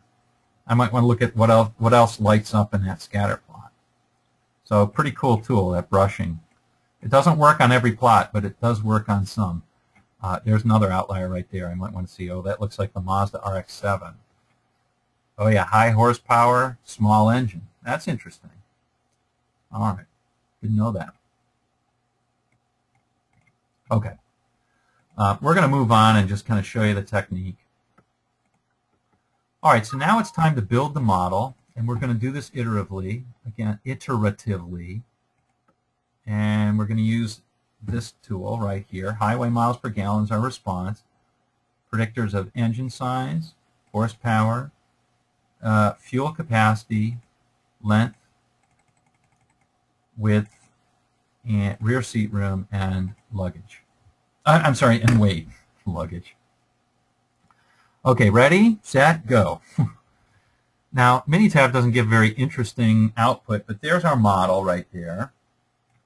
And let's see, there's our R-squared adjusted. It's 72%. And so the algorithm that we're going to use is we should look over here and we should see that there's a number of p-values that are not significant. Now, why is that? Well, that's a combination of either they're not significant at all, or that all of the variation that they explain is taken up by other variables that are also in the model. So, for example, engine size may be significant in and of itself, but with all these other things in, it's not needed. So we're going to take engine size out. So what our algorithm is going to be is to look to see if what's the least of the, or what's the largest p-value. We'll take that out first, and then keep going until we have nothing but significant terms in there. Okay? So let's use our Control E again. Take out engine size, and let it rock, or let it roll. Okay? Got some unusual observations. That's often helpful to look at. Okay, getting better, but it looks like horsepower is the next one to go. So far, so good?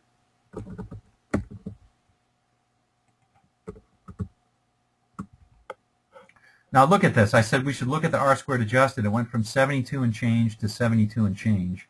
So we're going to take out horsepower and see if it goes down significantly. If it does, maybe we should stop. Well, it went from 72.1 to 71.7. That's not very much. So I'm going to continue. And next one would be rear seat room.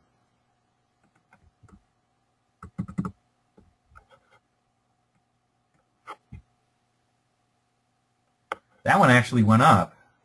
Went from 7, oh no, it went down 0.3%. So it went down very little. And now at this point, you know, we're pretty close to keeping the model. This is kind of turkey shoot. I'm going to go ahead and remove width.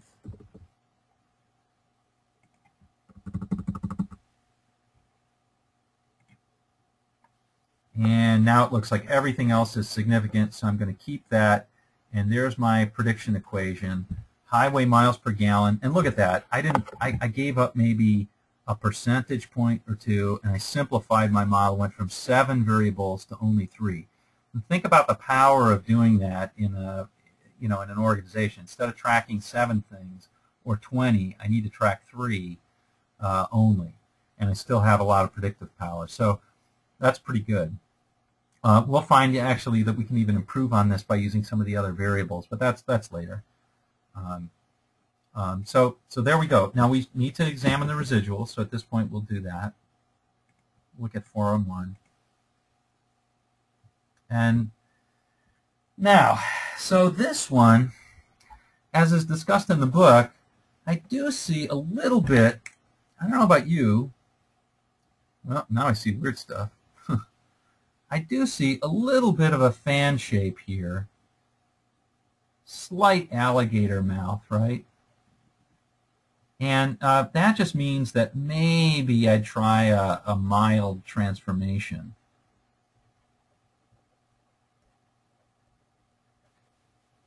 And you see it here too. The residuals are not quite normal. It's a little bit skewed to the right, but it isn't really concerning, that concerning to me. What would be more interesting to me would be to figure out sort of what cars these were and to see if I could take those into account by using some other categories that were there. Again, in some ways, that's sort of master black belt. This is sort of master black belt techniques. We would use this to come up with our own indicator variables, which we haven't discussed yet, and then account for those in the model if it makes sense. Like, for example, these might be, and I don't know that they are, but these might be Japanese sports cars. And that might not have been a category in our data, but we can account for that, put it in the model, and remove that variation from the model, get a much higher R-squared than what we have right now. And this might be, I don't know, this might be something that was really a lemon that's never going to happen again. I don't think it is. 93 would have been long gone. Okay, so that's basically it. You go through the iterations and chop out terms. I find it very helpful to do that. And we could use this for prediction now, if we wanted to. Same way with Minitab that we did before. And I think now, actually I do want to show you how you would do this. I have a little bit of time, so I'll show you how to do it in Excel Stats too. Excel Stats, I'm just going to select H to Y because that holds all the variables. We'll do an nnum,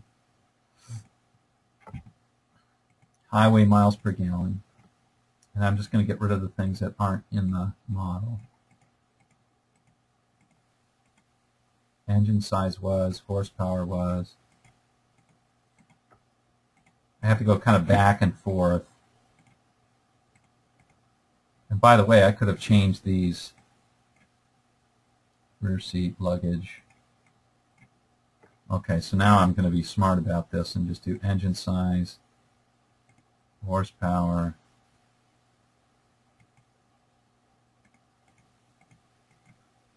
fuel capacity,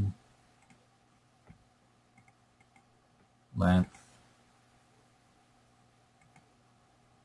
width, rear seat room, and weight. Let's get rid of all these.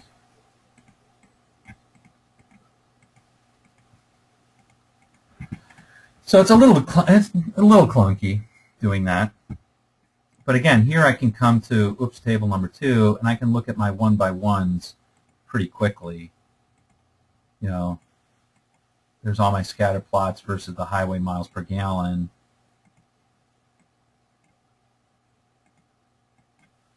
And if I wanted to, I can look at, say, for example, engine size correlation with weight. Bam, yeah, that's a real strong correlation. Or maybe length with weight. Bam, that's an extremely strong correlation. So it's interesting that, that both of them would be in there. But anyway, we can, again, do you'll recognize these p-values. We'll start with engine size, then horsepower, and so forth, taking that out. Now horsepower, now this one, horsepower. Now this one right here, rear seat room.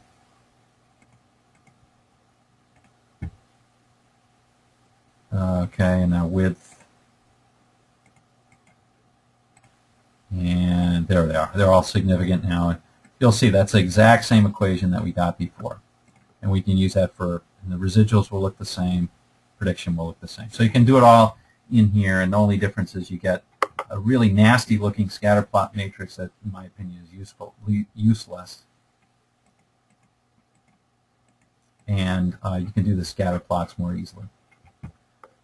Okay, so that's that. And now at this point, you're really kind of left saying, okay, now how would I? This maybe my starting point for my model.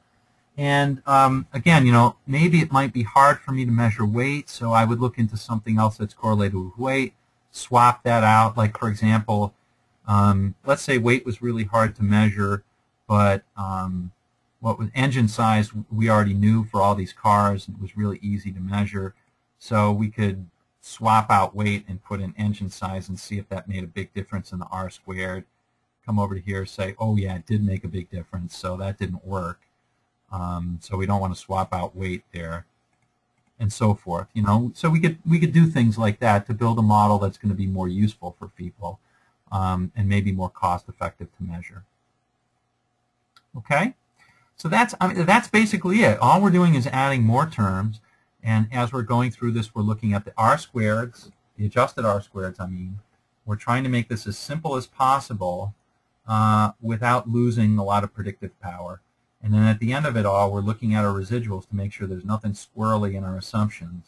Again, pointing this out, there would have been a couple of outliers here that I might be really interested in digging into.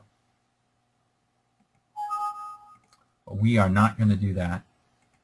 today. All right, so that's basically it for multiple regression. So that should be plenty to chew your teeth on, or to cut your teeth on. All of this is given again in the binder, so you can walk through these examples that we did, service capacity and the cars one, to see how it works.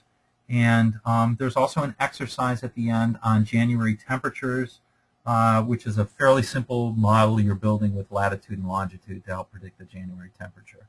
So, you know, hopefully those three things will help you along the way with that. Okay, so before I move on, what comments, questions do you have? Nada. Okay. Nada. Okay. I want to show you something because I've been giving so much respect to Excel stats and not enough to Minitab. So I do want to show you where Minitab actually shines. For those of you, for Sue and Shannon, you guys are on the NPS project. One of the things is you got some data from an outside vendor, and they did something called Stepwise Regression. Minitab has a number of algorithms that are sort of automatic algorithms to select things. I like doing things by the hand method that we just showed, but if you want to, Minitab has two very cool algorithms. One is called a stepwise regression, where you actually step through a response given a bunch of predictors, and it will go through and it will select what it thinks is a good starting point for what might be your, quote, best model. Okay, so if you want to cover this later, this is sort of beyond the beyond, but I'm just going to start. I'm going to go forward. I'm going to go backward and forward, I guess. And I'm going to start with just one predictor in the model, engine size. And if I click OK, you'll see what happens. Oh, nothing. If I click it twice, you'll see what happens.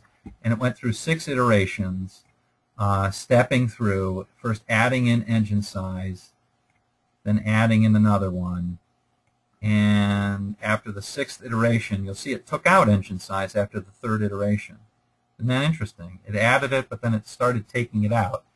These are the things that it added in each level, or in each thing. So, for example, in step 3,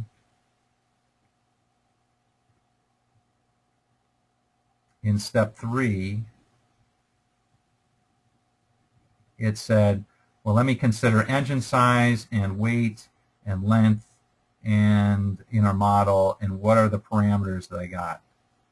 Here's my R squared, here's my some other measure called malloc CP. I'm looking to try and minimize this malloc CP, and I actually found in its 6th iteration that I got it to a reasonable number, whatever that means in Minitab, with weight, length, fuel capacity, and width. So it used 4 variables, not 3, a little bit different than our model. Here's actually our model right here, weight, length, and fuel capacity. So it found those, and those are pretty close. That's a 3 model, that's a 4. So that's what stepwise regression does. So we could actually do this in for the data that we have on Minitab if we get that all sort of cleaned up. I suspect that you've got it that way because I received a package from you. Okay, so that's stepwise regression. And then Minitab actually has another thing in here that's kind of cool called best subsets, which is even, I think, a little bit easier to read. Of course, you have to enter it all.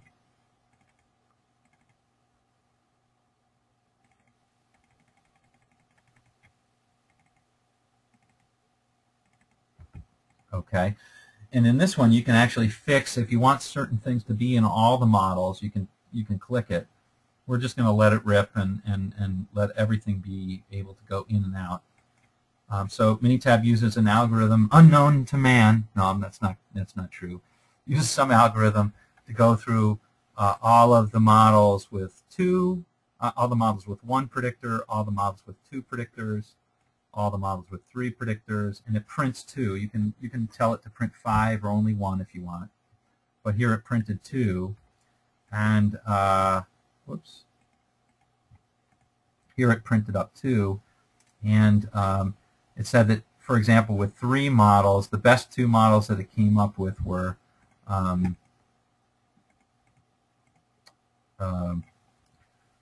this one right here. It's hard to read. Fuel capacity. I'm trying to read this one right here. Fuel capacity, length, and weight. So there it came up with actually our model. That was actually ours. And it came up with it's looking to maximize R squared adjusted, minimize S, and minimize Mallows CP. That's actually a really good model. So we came up with a pretty good model here.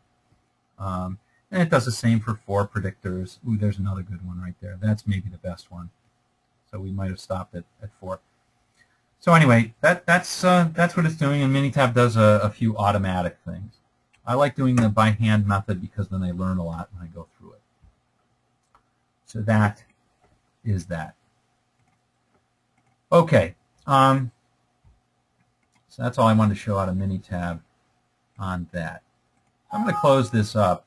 The last thing I wanted to talk about today, and I know we started a little bit late, so I may continue a little bit, but there's going to be a separate lecture on this that's posted.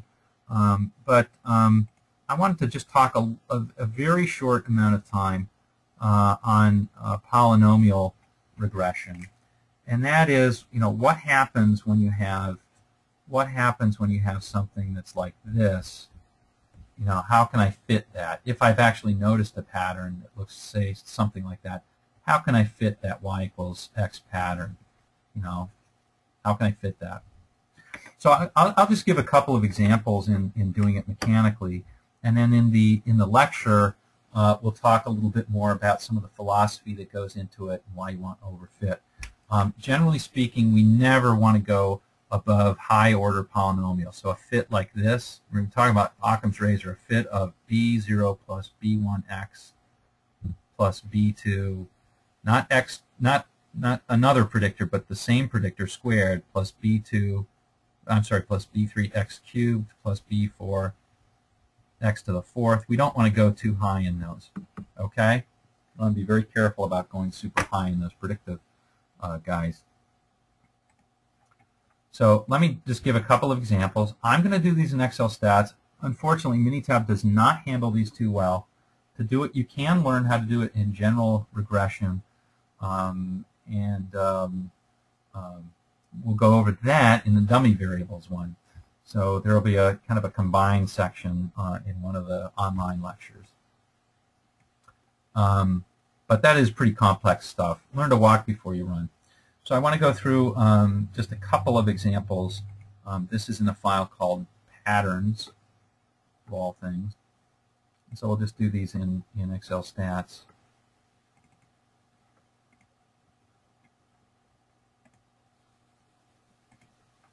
Okay. And I'm going to select 2 num. Now, polynomial regression, fortunately or unfortunately, is, whoops, that's not what I wanted to do. There we go. Is easiest to, we're just going to look at one variable at a time when we do this right now. So here's an example, and this might be sales as opposed to, my Y might be sales of a product based on the amount of advertising I spend, or it might be the amount of performance of an employee as the time of day progresses. That might be some example of this. So what if we wanted to build a prediction line for that? How could we do that? Well, first of all, we ought to note that when we go to the straight linear prediction, it looks awful.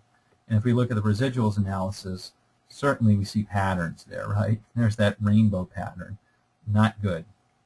Okay, so instead of doing that, what we'll go to is we'll do a polynomial regression. In Excel stats, that's on extra tools, polynomials. See, it has a bunch of things here. Now, it still has a bunch more things, but we're going to click on the polynomial tab. And you'll see that Excel stats allows you to adjust the degree of the polynomial. Here's the polynomial order 1. So it has an x term but not an x squared. Then there's an x squared. Then there's an x cubed, an x to the 4th. You can go all the way up to x10 if you want, which I wouldn't recommend. But what I'm doing is I'm watching very carefully that r squared. So it starts from, say, 29%. When I add one term, it jumps way up to 87%, or 87%, yes. And I'm not getting that much more when I add. So I better stop at 2. Did you see that? Hopefully you saw that. So this is a good fit right there. And here's our equation. I'm going to write this down so you see it. We're going to use, not that. Now you can't see anything.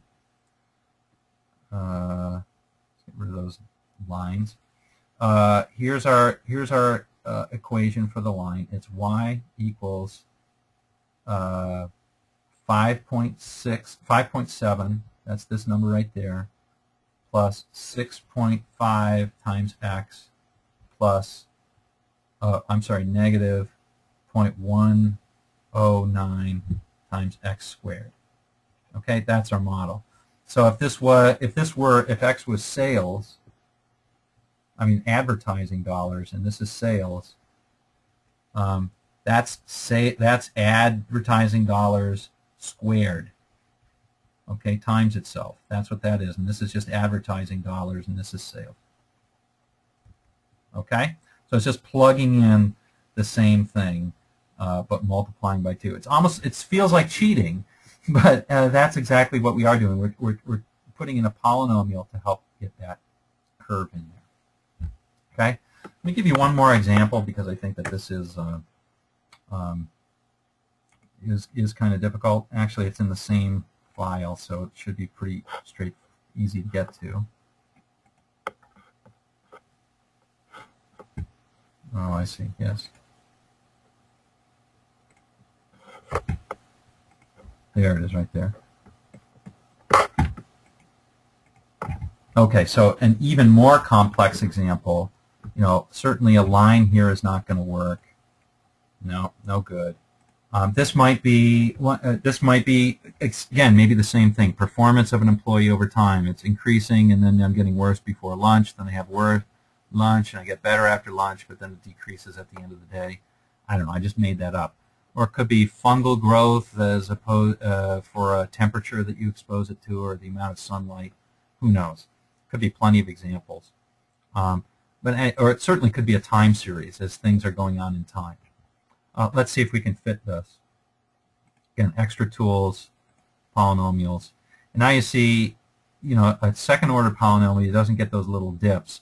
If you felt that those were anomalous, maybe you'd use the second order polynomial, but maybe you'd want to go a little bit higher. So third order helped, but again, we're still missing the dips. Still missing. There we go. Now we got them. And that's probably where we'd want to stop. And you can still see that there's a little bit of non-fit there. What you don't want to do is jack this up to the max so that you fit absolutely everything. Which is exactly what I'm doing. Sorry about that, folks. There we go. Okay, so here you get a fifth order polynomial. One of the ways that you can tell is kind of by counting the number of turns. So here's 1, here's 2, here's 3, here's 4, and here's 5 on that little last jag. So you're going to need a fifth order polynomial to catch all of those. So depending on how real you think these are, how much data you have to support it, and how it's going to look in the future, you think, you can fit this to a higher degree if you want. Okay, I'm going to stop here, and I'll be around. I'll stay on for any questions that you might have. But I think that you will, with this, you won't find any of the polynomial examples in the book difficult. You can use them for reasoning, and hopefully that will help as well. If you are trying to do these in Minitab, which is fine, if you try and do the polynomial one in Minitab, Minitab has a fantastic function for printing one x and one y. Let's see, it's called fitted line plot. where we had, I think it was y2 and x. And it lets you do linear, quadratic, or cubic. Check it out. If I hit the, again, I can do the quadratic. And so forth. And it actually does the fit right there. It's not really any different than Excel stats could do, but it actually is a little bit different. It gives you the equation and the fit. So it's helpful. You can add on prediction intervals if you want to in that. I believe it right here. Yeah, there it is. Display prediction intervals. So that's kind of cool. And so something like this you could use to determine what would be your inflection point over which you wouldn't want to spend that much on ads and so forth.